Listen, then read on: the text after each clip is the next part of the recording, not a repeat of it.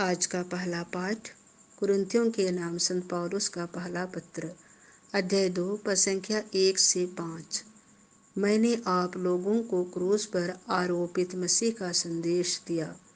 भाइयों, जब मैं ईश्वर का संदेश सुनाने आप लोगों के यहाँ आया तो मैंने शब्दाडंबर अथवा पंडित्य का प्रदर्शन नहीं किया। मैंने निश्चय किया था कि मैं आप लोगों से यीशु मसीह और क्रूस पर उनके मरण के अतिरिक्त किसी और विषय पर बात नहीं करूँगा। वास्तव में मैं आप लोगों के बीच रहते समय दुर्बल, संकोची और भीरू था।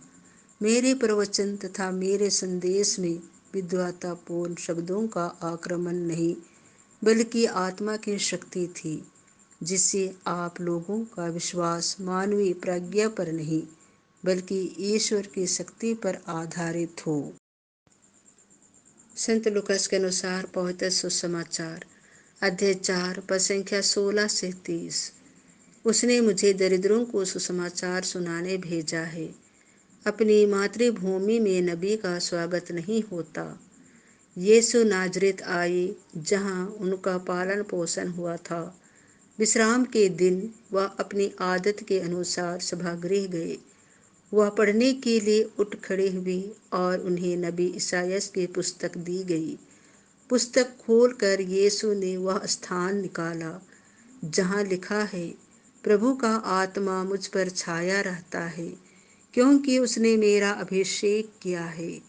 उसने मुझे भेजा है जिससे मैं दरिद्रों को सुसमाचार सुनाऊं, बंदियों को मुक्ति का और अंधों को दृष्टि दान का संदेश दूं, दलितों को स्वतंत्रता प्रदान करूं और प्रभु के अनुग्रह का वर्ष घोषित करूं। यीशु ने पुस्तक बंद कर दी और उसे सेवक को देकर वह बैठ गए। सभागृह के सब लोगों की आंखें उन पर लगी हुई थीं। तब वह उनसे कहने लगे, धर्म ग्रंथ का यह कथन आज तुम लोगों के सामने पूरा हो गया है। सबों ने उनकी प्रशंसा की। वे उनके मनोहर शब्द सुनकर अचंभे में पड़ गए और कहने लगे, क्या यह यीशु का बेटा नहीं है? यीशु ने उनसे कहा, तुम लोग निश्चय ही मुझे यह कहावत सुना दोगे, ऐ वैद, अपना ही इलाज करो। कफरनहूम में जो कुछ हुआ है, हमने उसके बारे में सुना है। वह सब अपनी मातृभूमि में भी कर दिखाई।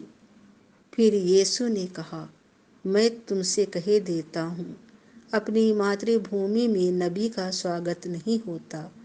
मैं तुम्हें विश्वास दिलाता हूँ कि जब इलियस के दिनों में 3.5 वर्षों तक पानी नहीं बरसा और सारे देश में घोर अकाल पड़ा था, तो उस समय इस्राएल में बहुत सी विधवाएं थीं।